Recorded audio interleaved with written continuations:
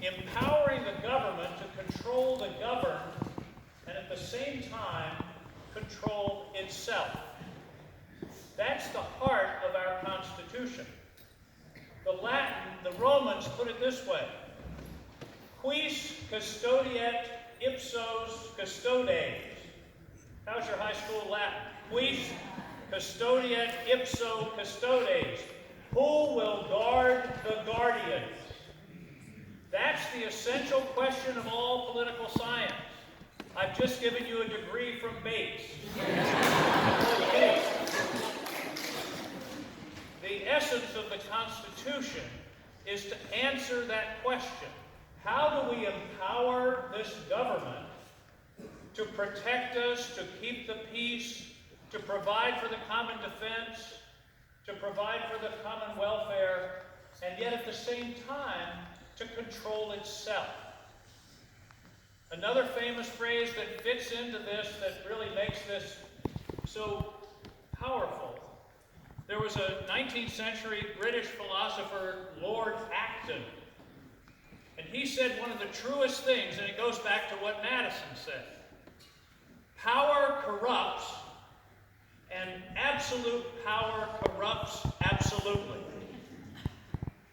The people that wrote our Constitution were geniuses, and what they were geniuses in was human nature. They understood that if you concentrate power into a few hands, it never ends well.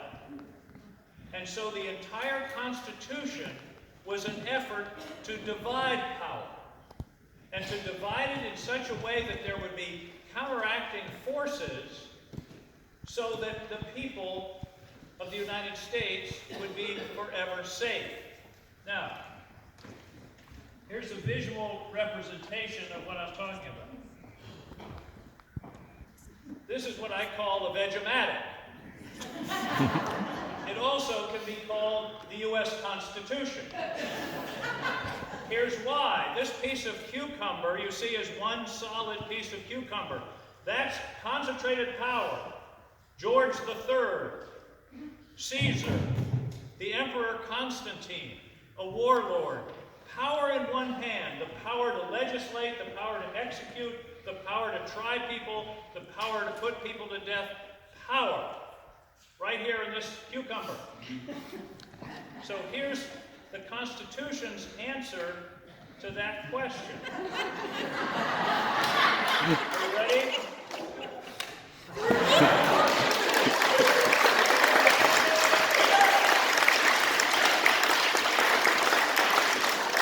See it again? The idea is that the Constitution divides power into many pieces and places. Now,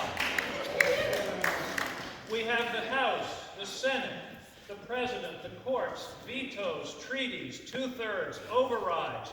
All of those pieces, what we have come to call checks and balances, is the essence of what the Constitution does. It takes concentrated power and separates it in such a way that the theory, anyway, is that there would be competition and jealousy between the House and the Senate, the Congress and the President and the courts, and it would all behoove us to keep us safe. Now, that's the Constitution. You now have a graduate degree from me. The people, the geniuses who wrote that, however, weren't satisfied.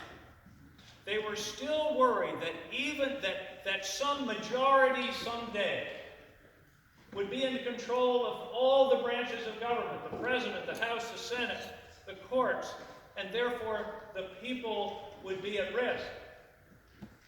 They were worried that even this Rube Goldberg scheme, and this is one of the few audiences I can use Rube Goldberg with and people know what I'm talking about. But this Rube Goldberg scheme of complicated checks and balances still wasn't enough to protect the fundamental rights of Americans.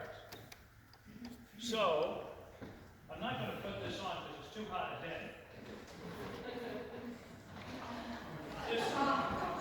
This is a hazmat suit. Think of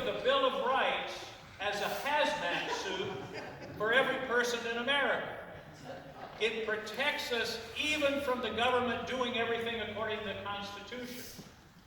Congress shall make no law abridging the freedom of press or the freedom of speech, or establishing a religion or affecting the free exercise thereof. All the amendments that we just brilliantly heard sung and played is there. I've always thought of the Bill of Rights as a kind of cone of protection. This morning I woke up and said it's like a hazmat suit. All of us put on the hazmat suit of the Bill of Rights to protect us from the government, even if it follows the complicated rules of the Constitution. My fire department's going to be disappointed I didn't put this on. But that's what you heard today, is the protections that we all have. Listening to them read and sung really came. I leaned over to Ben Tucker and said, these guys were geniuses. Protecting the right of trial by jury, of a grand jury, that you can't be hauled before a court just on the whim of the magistrate. The Fourth Amendment, search and seizure. The people's effects, persons' effects, and private property shall be immune from unreasonable search and seizure, and you have to have a warrant upon oath or affirmation, and the government has to describe where they want to search. In other words, all of these amendments, at least the first 8, are designed to protect the rights of individuals, whereas the Constitution itself protects us as an institution. The final 2 are really interesting, and they don't get much of attention. The 9th Amendment particularly says,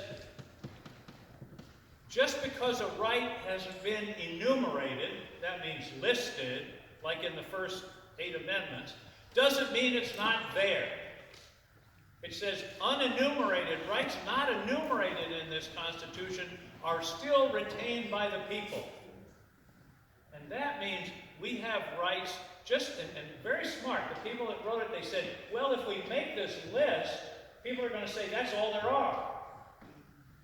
So they added the 9th Amendment to say, no, there are other rights. I happen to think one is the right to privacy that's not listed, but that is an unenumerated right, but it's still meaningful to the people.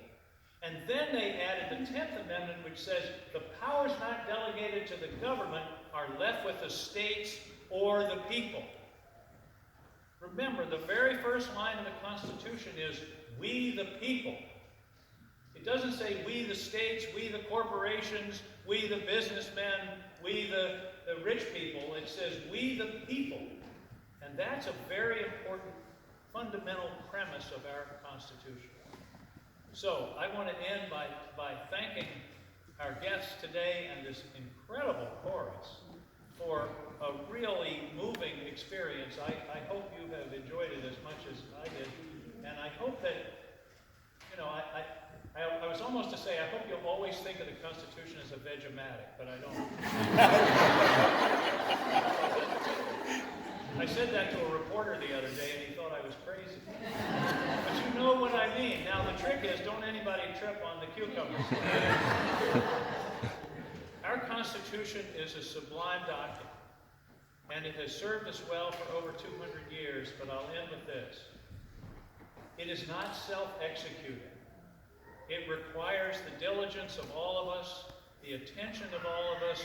It's not, for sure, we're an experiment in world history, 200 plus years in world history where the whole sweep of history is about dictators and kings and princes. We're an experiment. And I guess I'll end with Benjamin Franklin's final and famous observation as they were walking out of the Constitutional Convention. And a woman came up to him on the street and said, Dr. Franklin, what kind of government do we have? Franklin's response was, a republic if you can keep it. Thank you.